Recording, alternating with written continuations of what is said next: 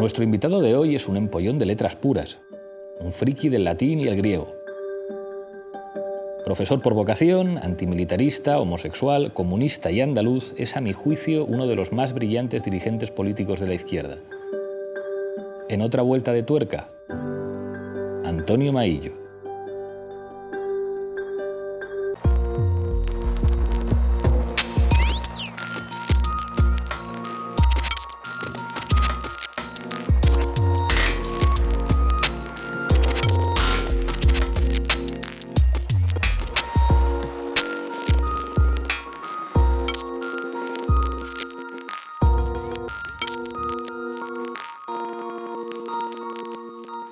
Antonio Maillo, bienvenido a otra vuelta de tuerca. Encantado de estar aquí contigo. En este programa siempre empiezo por la infancia. Tú creces en Lucena, tus padres fabricaban artesanías de aparejos para animales en el campo. ¿Cómo es la infancia de Antonio Maillo? Bueno, mi infancia era de un niño de pueblo muy vinculado a la calle. Identifico la infancia con la calle, con un espacio que estaba apropiado por los niños de mi pueblo, de Lucena, y ahora no. Ahora está ocupado por los coches, no son ciudades amables, y lo tengo asociado a una bicicleta y a un profundo sentido de libertad. Y además una relación de los padres muy curiosa, porque yo que soy docente, y de eso hablaremos, veo como se ha producido una especie de hiperprotección, ¿no?, en los procesos educativos. Nuestros padres eran los del preventivo, es decir, oye, que no te vaya a pasar nada, ¿no? Pero, en fin, esa era la única advertencia que te hacían cuando te veían con una bicicleta y 2 o 3 amigos con pinta de salirte de madre ese día, ¿no? Y lo tengo asociado mucho a un espacio de la calle, es decir, nos hemos criado en espacios públicos abiertos, en muchas relaciones sociales y de lejos de estar encerrado en casa.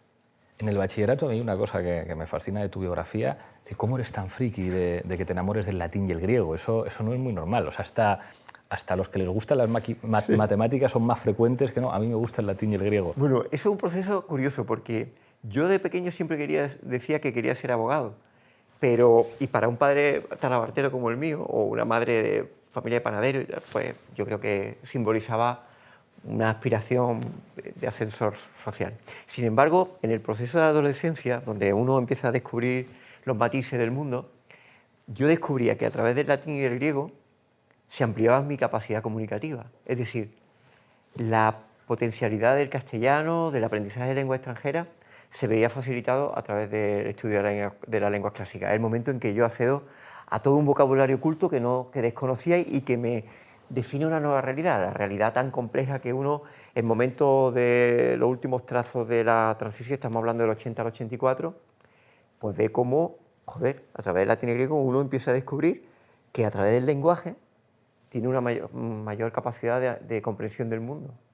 Y en ese empoderamiento del lenguaje en el que yo me dejo fascinar por lenguas clásicas, yo creo que también como un elemento de cierta rebeldía, porque vivíamos en ese momento un cierto positivismo de exaltación del campo científico, etcétera, un desprecio incluso del propio profesorado, que si eran buenos estudiantes no entendían cómo podían elegir letras. En BUP, y también una suerte de rebeldía vinculada a la toma de conciencia política y a un estudio que era minoritario, pero que también te creaba una cierta identidad.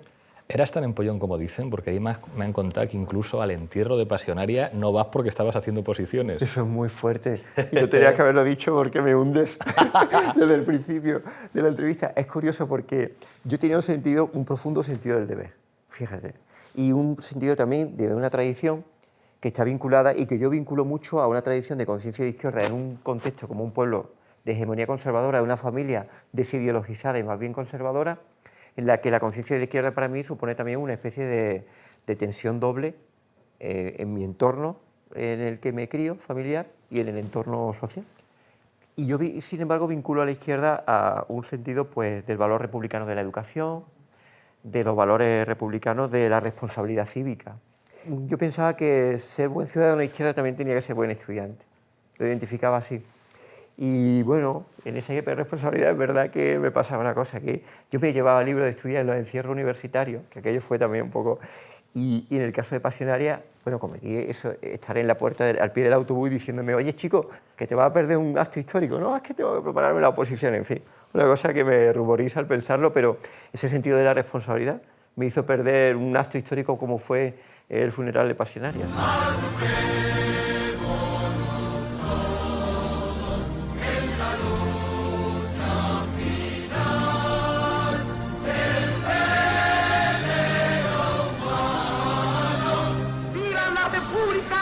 ¡Viva la democracia! ¡Abajo el fascismo! ¡Abajo la reacción! ¿De dónde te viene a ti la politización? Porque a mí me han contado que tus padres eran católicos, que no tenían una conciencia política particular.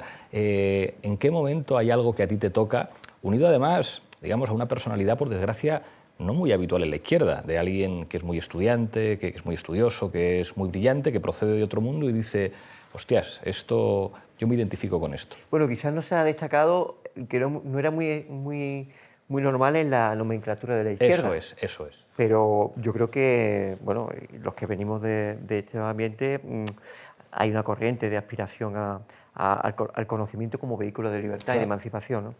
Yo creo que me viene de una formación cristiana con profundo sentido humanista. Es decir, tengo una abuela con una profunda formación católica, pero con un sentido de humanismo social impregnado, yo creo que del espíritu del Concilio Vaticano II, etcétera. Y la constatación de que la estructura de la Iglesia en la que yo me incorporo de una forma natural, es lo que en el marco familiar me conforma, hay una profunda contradicción con respecto a ese mensaje liberador que me transmiten en el ámbito familiar. Y en esa ruptura, la búsqueda de otros cauces en los que yo pudiera desarrollar lo que en un principio era un mensaje cristiano muy genuino de un Jesús liberador, que después ya lo olvido y no lo trasciendo y lo convierto en un proceso que descubro en el marxismo un instrumento liberador, ¿no?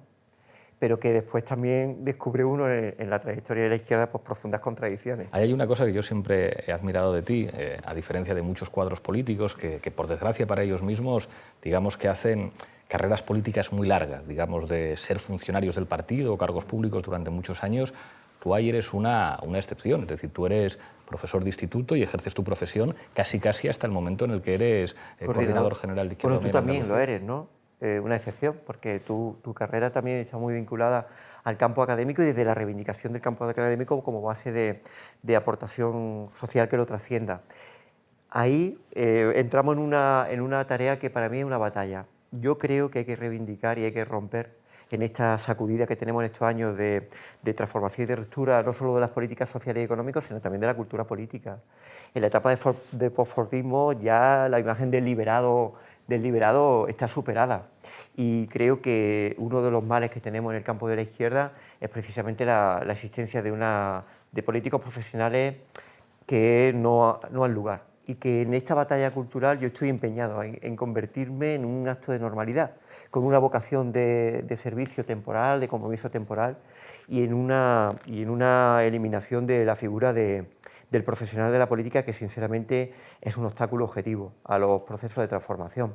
Es absolutamente objetivo y si no conseguimos un cambio de cultura política nos frustraremos. Yo ahí, Pablo, te tengo que decir que me siento más pesimista. En los 3 años que llevo apenas de coordinador, aunque es verdad que son tiempos políticos muy convulsos, debemos hacer alianzas profundas para cambiar la cultura política de nuestro país y esa figura de romper la figura del profesional de la política. Es una cosa que me preocupa enormemente. O sea, nosotros que llevamos menos de 3 años en política y al final hemos sido una fábrica de producir cargos públicos y por desgracia muchas veces hay una coincidencia entre los órganos de dirección y los cargos públicos, que son los que terminan ocupando los órganos de dirección, y en solo 2 años y medio a veces asusta, bueno, pues la cantidad de profesionales de la política que puedes crear y cómo eso pues genera, o sea, no querría utilizar una palabra muy agresiva, pero digamos un grupo que cada vez está más distante de lo que se supone que tenemos que representar. Efectivamente, vosotros tenéis una oportunidad y un riesgo desde mi punto de vista,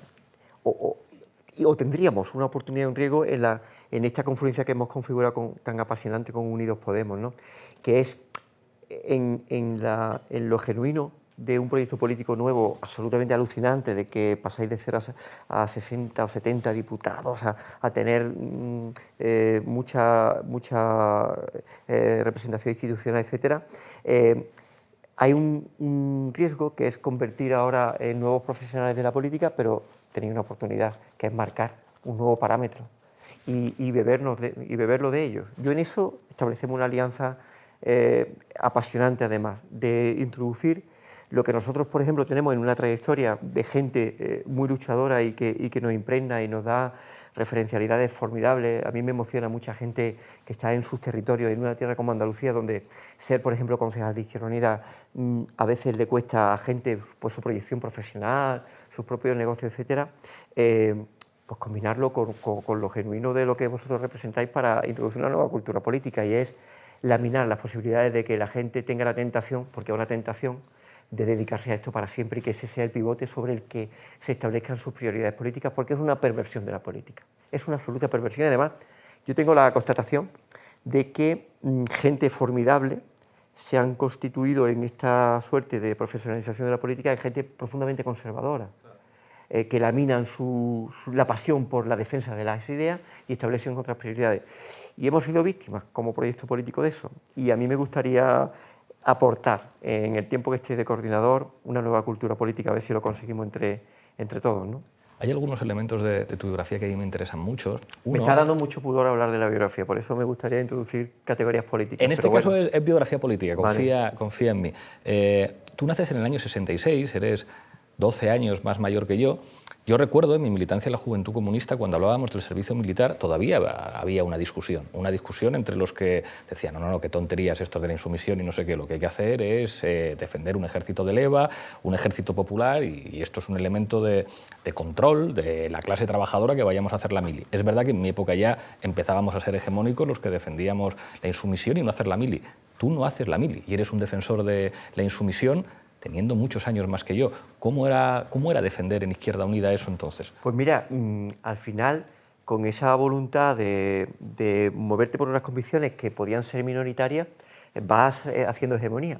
Digo minoritarias como puede ser elegir el latín y el griego como estudio o una ruptura generacional que se produjo en torno a los movimientos de objeción de conciencia, donde frente al pensamiento tradicional que conectaba la necesidad de un ejército popular, surgían los elementos profundamente de una cierta filosofía pacifista, que mucho lo ejemplificamos en romper y plantearnos ser objetores de conciencia y ganar ese debate, porque lo ganamos al final.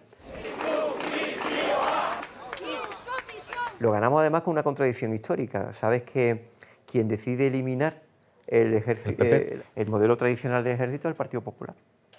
De suprimir los delitos contra el deber de la prestación del servicio militar. Y con un elemento dentro de la cultura del Partido Comunista principalmente, muy conservadores respecto a esto. Pero también tengo que decir que hubo gente como Felipe Alcaraz, como Antonio Romero, que se abrazaron esas tesis que venían y que suponían una ruptura generacional en la que nosotros, o yo en mi caso, fuimos un gozne, porque venían empujando otras generaciones con mucha más fuerza que nosotros. Pero es verdad que nos lanzamos a este proceso y yo creo que desde una línea que debemos seguir recuperando y abriendo espacios, que es desde una línea de estar en el compromiso político en la defensa de una convicción, no en la necesidad de una carrera política, por seguir un poco el hilo del fenómeno tan distorsionante que es la figura del político profesional.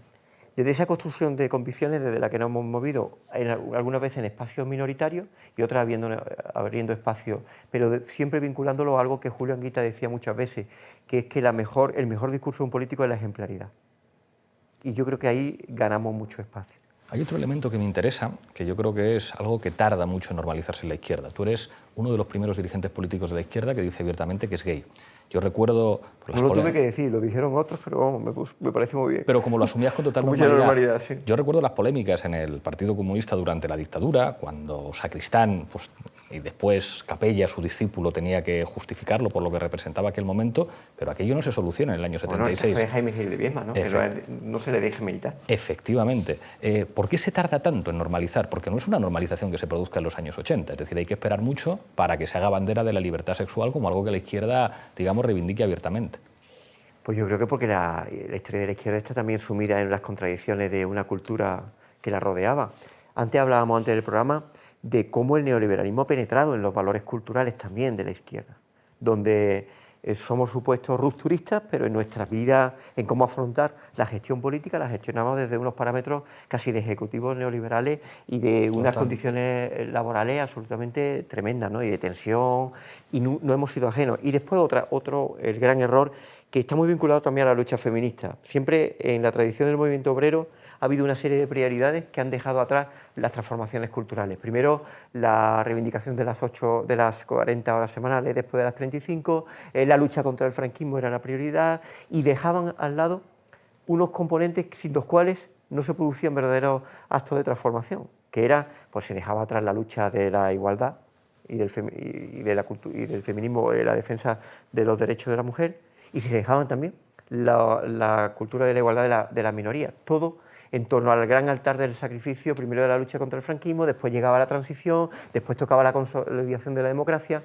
Ahora hay nuevas tentaciones de que la salida de la crisis haga tapar determinadas reivindicaciones o acompañamos a la cultura, a la ruptura social y económica, a la ruptura de la cultura, también de la cultura política, también de determinadas reivindicaciones de derechos civiles, o no hacemos verdadera transformación. ¿Por qué ha llegado tarde? Pues porque estábamos impregnados de valores tradicionales. El papel de cada generación es fundamental.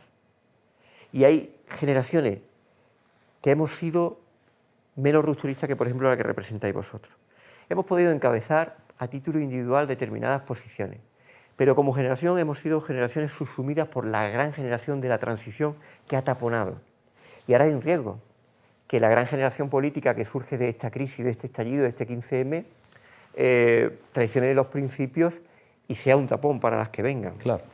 Y en mi caso lo he hecho con carácter de normalización, pero siempre hemos llegado tarde a los cambios de cultura política. En este momento el 15M yo creo que no lo descubrió, porque trascendió a las organizaciones políticas que nos dejaron absolutamente en cuarentena, da un mensaje. Aquí hay transformación, sí, a la transformación de un cambio de modelo social y económico, y también una transformación de valores culturales, si no fracasarán los sociales y los económicos y por supuesto los culturales.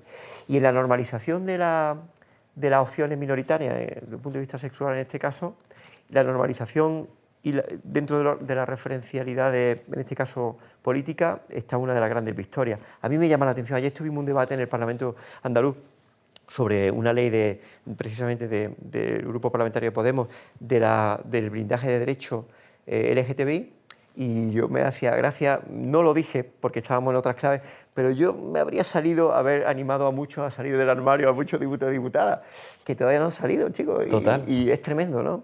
Y yo creo que se ha producido, ahí está la gran ruptura, la gran aportación que se puede hacer en estos momentos. O vamos acompañados de un cambio de valores culturales o no triunfamos.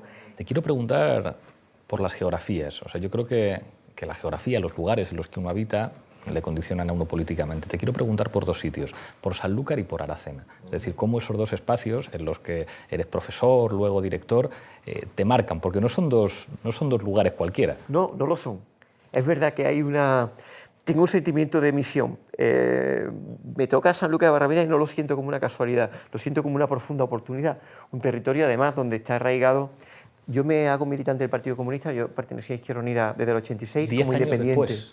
Me hago 10 años después. Y me hago no por una cuestión, no por un proceso intelectual, racional que me hubiera llevado 10 años antes, sino por un reconocimiento a trayectorias ejemplares, de gente ejemplar en su vida política. Lo mejor de la tradición comunista está en su base, no en su nomenclatura. Está en la ejemplaridad de gente que desde la humildad, y mayor humildad cuanto menos ostentación de identidades, han generado en sus territorios. Decía un militante de un pueblo de Sorba, un pueblo de Almería, que muy minoritario y tal, decía, ser comunista es ser honrado, por ejemplo. Para él vinculaba ese. En el caso de Sanlúcar, de gente que iba a la tierra, que trabajaba, que nunca hicieron de esto una profesión, por supuesto, que tenía mucha dificultad de carácter económico, pero un profundo sentido de solidaridad y de sacrificio y de mucha humildad. Y había una grandeza en su testimonio que me sobrecogía. Y eso fue lo que me hizo, en un homenaje a ellos, militar en una organización política. Me emociono incluso cuando lo estoy contando. Porque en esa fortaleza de la gente con poco nivel cultural, digo poco nivel cultural formal, pero una profunda sabiduría ante la vida, está la fuerza de la ideología. Y Sanlúcar representa para mí eso, el descubrimiento después de un recorrido académico, intelectual, de compromiso político, teórico, el encuentro con la tierra y con todas sus contradicciones. Y en Aracena, que al principio lo vivo como un destierro, porque es donde me destinan obligatoriamente, hay un proceso de reconocimiento personal y en un territorio, en fin, donde hay un compromiso educativo mayor. Y a través del compromiso educativo, la búsqueda de la transformación. Y bueno, una experiencia formidable, emocionante, y de la que todavía recibo mucho fruto y mucha respuesta emocional, ¿no? de antiguos alumnos y de comunidad educativa. Y donde me vuelco en el compromiso educativo a tope y convierto el compromiso educativo en un compromiso de transformación, ¿no? colectiva. Y es muy emocionante y lo vivo como quizás la etapa docente más enriquecedora. Vamos a ir entrando en lo político. Sí. Digamos, tú militas en la Izquierda Unida, que supongo que es la que más nos gusta a todos, que es la Izquierda Unida de Julio Anguita, la Izquierda Unida que desafía, que durante algún tiempo... Que desborda, que no se sitúa en debate identitario, que crece desde la amabilidad y desde el apego a la unidad de acción, que se pone de acuerdo no diciendo no desde la etiqueta de a qué marca pertenece, sino del encuentro a qué sociedad queremos confluir, ¿no? Y digamos que ahora se está produciendo una especie de renacimiento de esa vinculación, de la unión dialéctica en torno a lo que nos une para construir un país más decente. Fíjate qué objetivo más noble, ¿no? En la que nos podemos... Y eso es una palabra muy de Anguita. O sea, en realidad yo creo que uno de los precedentes de Podemos es la idea de Anguita del Frente Cívico. Que no juguemos con el poder. Al poder se le enfrenta otro para ganarle la batalla. No con escaramuzas, ni con batallas dialécticas o verbales, sino en el día a día, en el cuerpo a cuerpo de esos días grises de pegar carteles, de reunir a la gente, de la asociación de vecinos que no va ni Dios a las reuniones. Ahí, ese es el combate, el cuerpo a cuerpo. Porque se da cuenta perfectamente de decir, mire usted, si aquí el problema son los derechos humanos, y un programa que defienda los derechos humanos es un programa de mayorías sociales, no es un debate sobre si los derechos humanos son burgueses o sobre quién es más revolucionario, sino cómo tejemos de alguna manera, bueno, pues palabras, significantes nuevos, identidades nuevas que den forma política a una mayoría social que ya existe. Y yo creo que eso Anguita lo ve desde el principio. Absolutamente, y además no es menor el fracaso no de Julio como persona ni del proyecto político, sino de la dificultad de abrirse paso, porque tras la etapa de Julio Anguita se produce una especie de regresión, una regresión y una especie de incorporación del pensamiento carrillista tradicional de configurar una organización subalterna al Partido Socialista en la que contribuye a una construcción de mayoría aritmética y ser la izquierda del sistema. Y afortunadamente yo creo que el debate que hemos tenido de Izquierda Unida con el nombramiento de Alberto como coordinador es el regreso de una Izquierda Unida que busca su fuente genuina, vinculada a unos nuevos parámetros, que no quiere ser la izquierda del sistema, sino que quiere contribuir a la generación de un nuevo país con agentes nuevos que han surgido dialécticamente y con un afán, ese sí, un afán de construir un nuevo país que tiene que tener forma en un proceso constituyente y con clara vocación de ruptura. Ahora se produce una gran presión. ¿De quién? De quienes quieren adocenarnos, a Podemos como organización política o a Unidos Podemos en la configuración apasionante en la que estamos todos, ¿no? ¿Nos quieren adocenar para qué? Puede ser el pacto de siempre. La oligarquía financiera y empresarial le da igual que un Pablo Iglesias, presidente del gobierno, si responde a sus intereses, gobierne, aunque tenga una apariencia de ruptura, si asume sus tesis. Ellos hacen una lectura inteligente y también van a declararnos la guerra si no nos adocenamos. Por eso interpreto muchas veces el debate político y el ataque, muchas veces en tu persona además, ¿no? El proceso de demonización que ha existido en la figura de Pablo Iglesias es también un síntoma de su debilidad y del temor, y por tanto un síntoma de la fortaleza de lo que se pueda construir como sujeto de ruptura.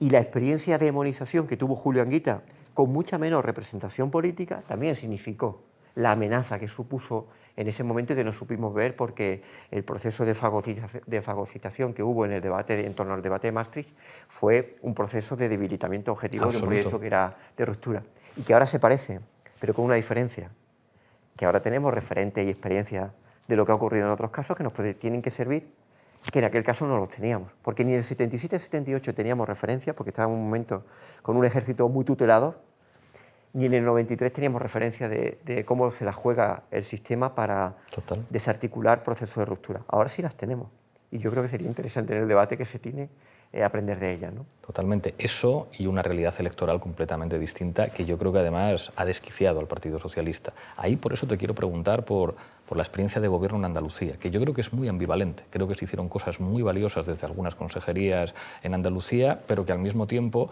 eso implicaba surfear en ponérselo fácil al Partido Socialista a la hora de subalternizar a una fuerza política con un proyecto completamente distinto. ¿Cómo valoras esa experiencia? Mira, yo lo valoro de forma ambivalente por lo siguiente, porque yo creo que hubo una voluntad sincera de entrar para transformar y para modificar determinadas políticas. Había una herida con el año 94, cuando hubo una oportunidad de gobernar, y yo creo que eso impregnó en el subconsciente de la organización. Pero por otro lado, hubo una lectura no acertada respecto al momento que se estaba viviendo, porque sentíamos como en un momento de hegemonía y creciente de barricadas, nos situamos en el otro lado. Y sobre todo, yo creo que lo que hubo es una cierta, un cierto interés en algunas élites dirigentes que vendieron que era una posición táctica y ellos lo sentían como una visión estratégica en la alianza con el Partido Socialista. No lo he dicho esto nunca públicamente, pero fue así. Yo te voy a confesar una cosa, yo fui uno de los entusiastas de ese pacto y entré como Alicia a través del espejo al otro lado del espejo. Y la adquisición de información cuando uno está en una experiencia de gobierno o cuando uno está en unos niveles organizativos más elevados, te lleva a percibir varias cosas que me sorprendieron. La doblez de discursos, es decir, radicalismo discursivo que era directamente proporcional a un adocenamiento institucional, y el engaño en torno a quien quería decir que había una alianza táctica y sin embargo tenían en su convicción una voluntad estratégica de alianza con el Partido Socialista, y eso iba en contra del espíritu con el que se afrontó ese debate. Y ahí yo creo que, bueno, pues lo hemos pagado. Y yo creo que esta nueva situación se hace desde una convicción y además una constatación. La crisis de la Corrala como elemento donde la ética de los principios, la ética de la convicción se antepone, ya siendo yo coordinador andaluz, y donde detectamos el qué. Detectamos que el Partido Socialista nunca es un instrumento de transformación. Puede ser aritméticamente una propuesta para desmantelar determinadas políticas o aliviar determinadas agresiones normativas, por ejemplo. La voluntad de deshacernos del gobierno de Rajoy y del PP para desmantelar y descodificar toda esa telaraña de normas y después volver otra vez a la consulta popular, que nos digan qué es lo que hay que hacer, pero de un horizonte de ruptura. Pero el Partido Socialista no es un agente ni un sujeto político de ruptura, ni tiene la voluntad. Y ahora ocurre como en el 93, que cuando el Partido Socialista tiene la duda, yo le decía el otro día en un tuit, indubio pro reo, no, indubio pro dextra, es decir, en caso de duda siempre va a optar por la derecha. En el 93, Julio Anguita, al que le construyen la pinza en una suerte de mentira histórica y goebbelsiana y profundamente injusta, hace un decálogo de propuestas concretas a Felipe González para cambiar el giro de gobierno. Felipe González se abraza con el corrupto de Pujol. Total. Y ahora ocurre lo mismo. El Partido Socialista históricamente, en caso de duda, si no se ve forzado por una necesidad aritmética, siempre opta por la alianza explícita o implícita con las derechas. Y en ese caso el gobierno andaluz, ¿qué ocurrió? Pues que la ruptura de la Corrala, yo creo que fue, por cierto, la única vez que forzamos a que Susana Díaz se tuviera que tragar una destitución y un cese. Yo tengo callo en las manos de trabajar. Y a última hora no tengo una vivienda. Es que te dicen que no hay, sabiendo tú que hay. Porque tú sabes que hay viviendas vacías, muchas. Aquí en mi manzana hay más de 30 pisos vacíos. De hecho, ando a gente. Y los pisos vacíos, los pisos nuevos, nos dan soluciones. Y nosotros pues queremos soluciones. Que no es que no queramos pagar, que queremos pagar, que es lo que estamos pidiendo. Que de intentar de tener una vivienda digna a un alquiler al que nosotros podamos pagar. Yo no tengo ningún interés en tener la propiedad de la vivienda, ninguno. Yo quiero vivirla.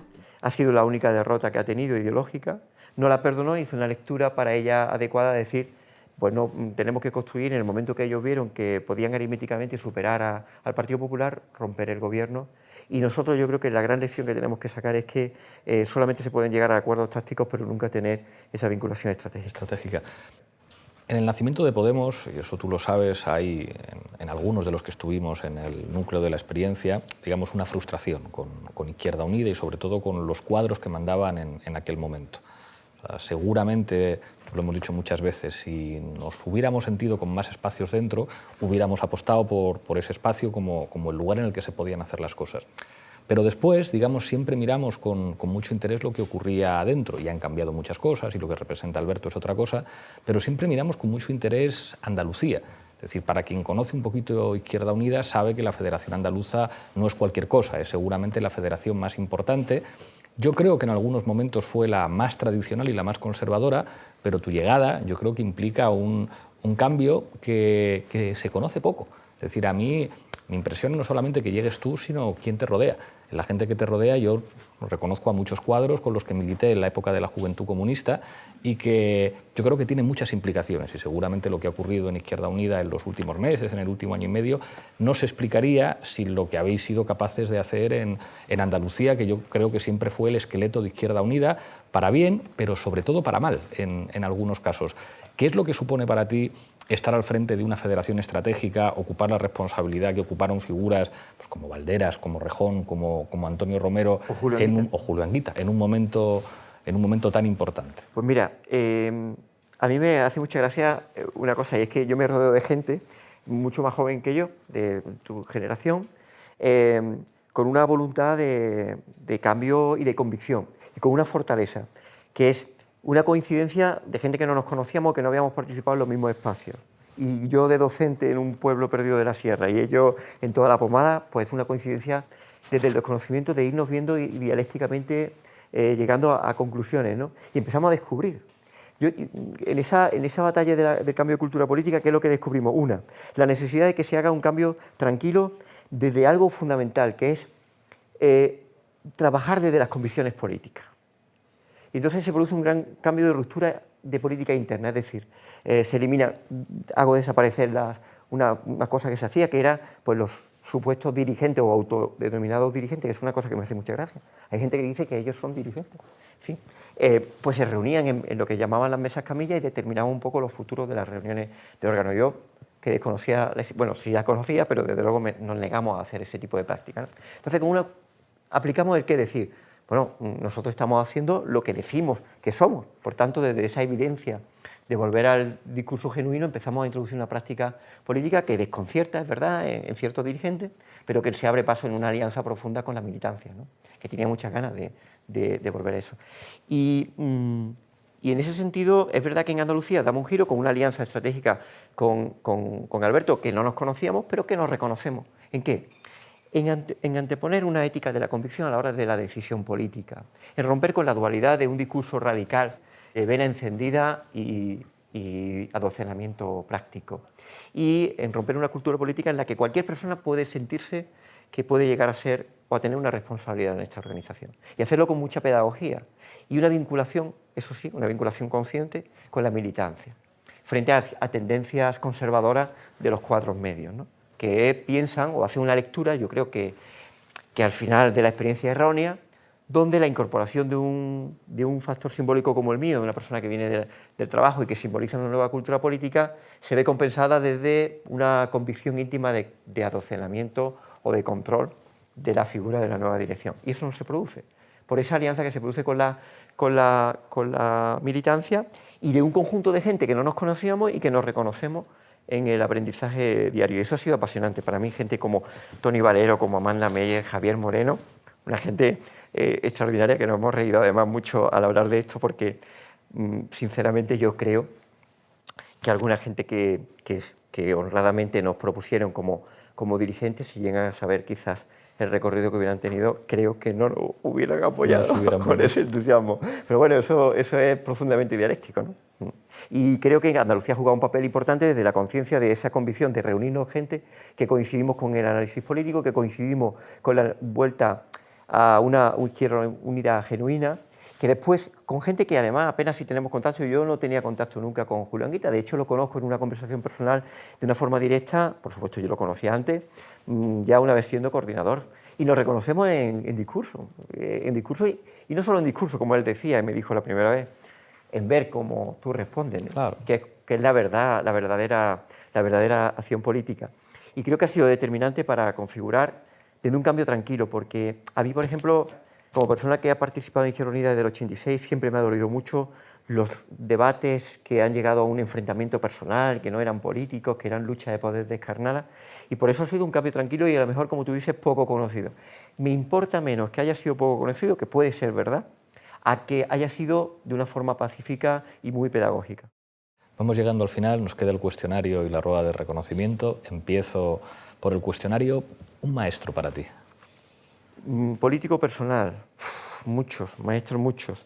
Mi maestro de GB, Manuel Solís, que para mí es un referente de formación, formativo, y maestros en la universidad. He tenido grandes maestros en la universidad, no solo académicos, sino de la vida, y políticos, referentes políticos. Está claro que Julio Anguita, como uno de los grandes referentes políticos, era absorbente, ¿no?, la personalidad de Julio. Quizás sea eso los trazados de la maestría, ¿no? Un libro. Un libro, pues mira, tengo un libro que define mucho la civilización occidental o las bases, que es la Ilíada, a la que acudo. Me encanta. El nombre de la rosa. Lo asocio como uno de los grandes libros que me estallaron. Y quizás sean esos dos grandes libros de referencia. Una película. Me ha gustado mucho la última de Sorrentino, La juventud. No la he visto todavía. Te la aconsejo. Y la de Trambo, el guionista... La que cuenta la vida de Dalton, sí. Vamos, la veré. Te la aconsejo. ¿De Dalton Trambo? Sí. Y por último, una canción. Una canción, Insurrección, del último de la fila. Toma ya. Sí. Toma ya.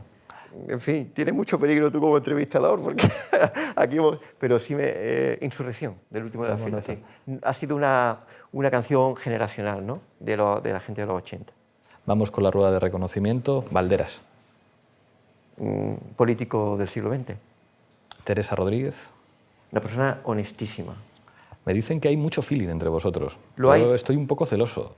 Bueno, mira, ¿sabes lo que pasa? Que con Teresa Rodríguez me ha pasado como con la gente de mi equipo, que lo hemos reconocido desde una honestidad personal e intelectual. Hay un buen feeling porque hay un reconocimiento desde el principio, de las dificultades y de los anhelos. Y yo creo que un reconocimiento mutuo de una muy parecida forma de entender la política. Susana Díaz. Política profesional. Y el último ya, Alberto Garzón. Una persona de una profunda decencia política que, fíjate, me reconforta en la esperanza de que la política sea un territorio de gente noble y decente, que por cierto tiene muchas similitudes contigo, aunque formalmente no las tenga y la gente no las reconozca. Pero en esa especie de coincidencia generacional os une una profunda lucha por la convicción y de servicio público, que es la clave de la nobleza de la política. En ese reencuentro de la política, que a veces es muy insana, que muchas veces desilusiona, el teneros como personas que en este momento ejercéis una responsabilidad política muy importante, nos reconcilia en que gente decente y que cree, que tiene unas convicciones, que podemos fracasar o triunfar, pero que estamos por eso, es una especie de señal de que la política merece la pena. Ahora sí que llegamos al final, te entrego la taza de la tuerca, que sabes que hay que coger con la mano izquierda, eso es, mirar a cámara y brindar por lo que quieras. Pues yo brindo por un país decente, hecha con hombres y mujeres decentes. Muchísimas gracias. Muchas gracias.